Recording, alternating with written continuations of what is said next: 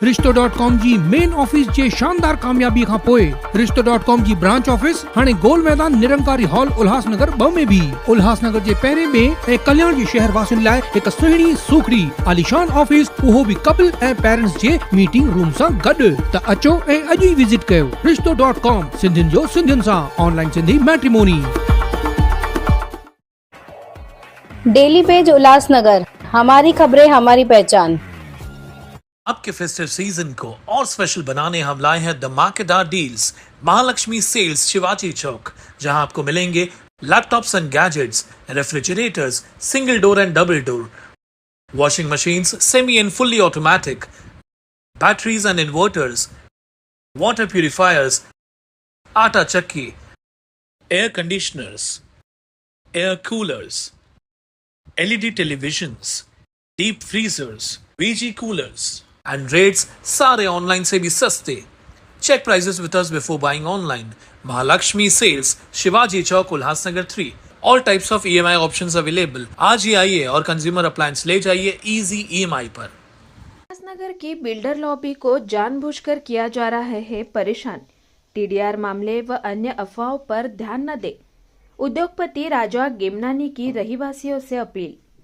शुक्रवार के दिन उल्लासनगर मनपा कार्यालय के सभागृह हॉल में उल्लासनगर महानगर पालिका के नवनियुक्त आयुक्त विकास ढाकने और उल्लासनगर शहर के कई प्रसिद्ध बिल्डरों और आर्किटेक्टों की बैठक हुई, जिसमें बिल्डरों द्वारा ये बताया गया कि कुछ असामाजिक तत्वों द्वारा किस प्रकार से उनको परेशान किया जा रहा है। साथ ही राजा गेमनानी ने यह भी कहा है कि सिर्फ एक शिकायत पर किसी भी इमारत का काम रोकने का आदेश प्रशासन द्वारा दिया जाता है, जिसके चलते बिल्डर को काफी नुकसान का सामना करना पड़ता है। साथ ही और कई समस्याओं पर चर्चा भी हुई है।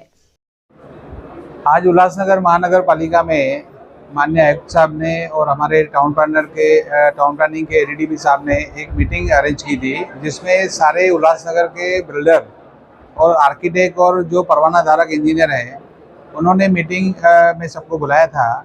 उसमें एक विषय ऐसा था कि BPMC में जो ऑनलाइन प्रक्रिया में आपको क्या प्रॉब्लम्स आ रहे हैं, उसमें क्या क्या प्रॉब्लम हम सॉल्व कर सकते हैं, उसके बारे में एक मीटिंग रखा गया था।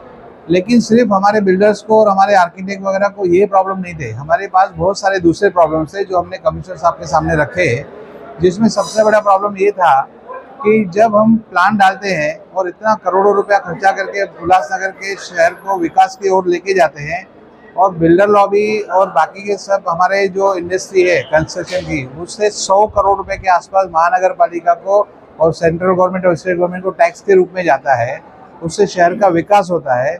लेकिन कुछ अधिकारी हो या कुछ यहाँ के कंप्लेनर्स हो, वो कंप्लेन करके शहर के में एक ऐसा वातावरण खड़ा करते हैं कि पूरा शहर इलीगल है, पूरे शहर में भ्रष्टाचार हो रहा है, पूरे शहर के प्लान गलत पास हुए हैं, 100% ही बिल्डिंगें गलत बन रही है, जिससे हमारे शहर का माहौल खराब हो रहा है।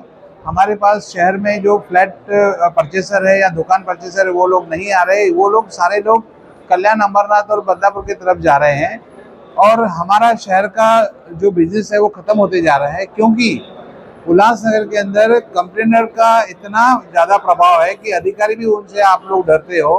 तो कंप्लेन में आप पहले सच्चाई देखो, किसकी कंप्लेन क्या है, उसका पहले पूरा स्क्रूटनी करो, उसके बाद में उसके ऊपर क्या कार्रवाई करना है वो करो। लेकिन बिना स्क्रूटनी के और बिना जांच के आप किसी भी बिल्डर को एक नोटिस थमा देते हो, उसका 2-2 महीना 3-3 महीना काम बंद कर देते हो, हमारे करोड़ों रुपए का इंटरेस्ट वेस्ट होता है।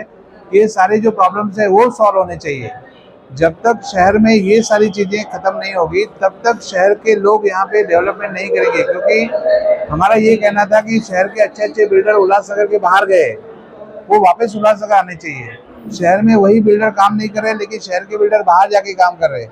यहाँ पे जो प्रॉब्लम्स है वो हमने कमिश्नर साहब को बताए, और उन्होंने बहुत अच्छा हमें आश्वासन दिया कि इन चीज़ों को बहुत अच्छे से बारीकी से देखा जाएगा, और जो चीज़ें गलत हो रही है उसको रोका जाएगा। क्योंकि उल्लासनगर महानगर पालिका में प्लान पास होता नहीं है, उसके पहले ही उल्लासनगर टाउन प्लानिंग से डॉक्यूमेंट बाहर चले जाते हैं, और वो बाहर जाने के बाद में उसके ऊपर अर्जियां चालू हो जाती है। और जिससे हमारे व्यवसायिक जो है कंस्ट्रक्शन व्यवसाय वो परेशान होते हैं। इन सारी चीज़ों को रोकने के लिए और जो हमारी तकलीफें थी हमने कमिश्नर साहब के पास रखी और उन्होंने बोला कि हम इसके ऊपर अच्छे से इंक्वायरी करेंगे कि कैसे डॉक्यूमेंट यहाँ से बाहर जाते हैं और उनका कंप्लेनेंट का क्या उसमें स्वार्थ है वो देखा जाएगा और उसके ऊपर हम लोग बरोबर ध्यान देंगे और ऐसी तकलीफें आगे नहीं होगी, ऐसा उन्होंने हमें आश्वासन दिया। राजेश जी, आपने कहा कि बैठक में कि कुछ बिल्डर लोगों को ब्लैकमेल किया जा रहा है, तो क्या है थोड़ा सच्चाई क्या है? सच्चाई ऐसा है कि अभी देखो कि बीच में उल्लासनगर के बहुत सारे आपके सोशल मीडिया पे इंटरव्यू आए बहुत सारे लोगों के कि उल्लासनगर में 100% प्लान गलत पास हुए, 100%। अभी मुझे ये बताइए कि कोई प्लान एक आधा गलत हो सकता है, कोई एक आधा बिल्डिंग रोड में बना हुआ होगा, कोई एक आधा गार्डन के ऊपर बना होगा, लेकिन सारा शहर ही गलत है, सारे प्लान ही गलत है, तो हमारे जो व्यवसाय है उसके ऊपर कितना बड़ा बोझ आता है। क्योंकि पूरे शहर को आपके सोच देखो, आप भी एक चौथा स्तंभ हो, मीडिया का चौथा स्तंभ आप हो। शहर को जब गलत मैसेज कन्वे होता है तो लोग बोलते हैं अरे यार ये तो सारा पूरा गलत काम है, इसके लिए हमारे शहर में लोग परचेसर फ्लैट नहीं ले रहे, वो कल्याण अमरनाथ बदलापुर जा रहे हैं। तो जो सत्य नहीं है वो दिखाया न जाए, ये ऐसी मेरी आपसे भी रिक्वेस्ट है कि कंप्लेनर की कंप्लेन सही होगी गलत होगी वो अपनी जगह पे, लेकिन अगर कोई कंप्लेन गलत ही है और उसको भी आपने हाईलाइट कर दिया तो शहर का वातावरण और शहर का बिजनेस बहुत खराब होता है। ये हमारी मांग थी। आपने मीटिंग में बार बार कहा कि 100 करोड़ को टीडीआर नाम खराब किया जा रहा है। हाँ, अभी मुझे ये बताइए एक मुझे बताइए कि एक आदमी ने उल्लासनगर में 83 कंप्लेंट्स डाले हुए, कितने? 83। अभी उसका मोटिव क्या है? जो आदमी समझो 2 नंबर पे रहता होगा और 5 नंबर तक कंप्लेंट कर रहा है और 83 कंप्लेंट्स डाल रहा है, उसका मोटिव क्या होगा? और उसके सारे कंप्लेंट्स फिर बंद क्यों हो जाते हैं? उसके पीछे का कारण क्या होगा? तो ये जो 100 करोड़ का टीडीआर घोटाला, आज महानगर पालिका के अंदर 100 करोड़ का टीडीआर घोटाला हुआ, हम लोग बोल रहे हैं जब तक टीडीआर जनरेट नहीं होगा शहर का विकास कैसे होगा? बिल्डिंगें हाई राइज कैसे बनेगी विदाउट टीडीआर? और जब कोई बिल्डर अपनी लैंड सरेंडर करता है तब जाके उसको टीडीआर मिलता है। हमने तो अपनी जमीन सरेंडर की, उसके बाद में अगर आप हमें टीडीआर देते हो और बोलते हो कि 100 करोड़ का टीडीआर का घोटाला हुआ है। कल्याण डोंबिवली महानगर पालिका में आज तक लाखों करोड़ का टीडीआर जनरेट हुआ है और लाखों करोड़ का टीडीआर यूटिलाइज हुआ है। थाना के अंदर लाखों करोड़ का टीडीआर जनरेट हुआ है और लाखों करोड़ का टीडीआर यूटिलाइज हुआ है। बॉम्बे के अंदर, पुणे के अंदर लाखों करोड़ का टीडीआर जनरेट हुआ है और लाखों करोड़ का टीडीआर इम्प्लीमेंट भी हुआ है वहाँ पे। उल्लासनगर के अंदर टीडीआर का जो हमारे पास प्रोविजन आया है वो अभी आया है, 1 साल 1.5 साल पहले आया है और तब जाके टीडीआर जाए। तो हमारे यहाँ के लोगों को टीडीआर समझना चाहिए कि क्या है। आप पत्रकार लोगों को समझना चाहिए कि टीडीआर का विषय क्या है। टीडीआर का 100 करोड़ का घोटाला किसको कहा जाता है कि मेरे पास कोई डॉक्यूमेंट नहीं था, मैंने बोगस सेल डीड किया और बोगस टीडीआर ले लिया, मैंने कोई लैंड सरेंडर नहीं किया और मैंने टीडीआर ले लिया, उसको घोटाला बोला जाता है।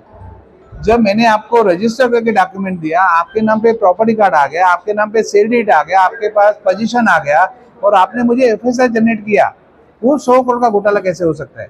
ये आप लोगों को अच्छे से उसके ऊपर भी देखना चाहिए कि हम शहर के अंदर सोशल मीडिया की तरफ से क्या मैसेज कन्वे कर रहे हैं पब्लिक को और पब्लिक उसमें कितना तकलीफ में आ रही है और बिल्डर लोग कितने तकलीफ में आ रहे हैं। धन्यवाद।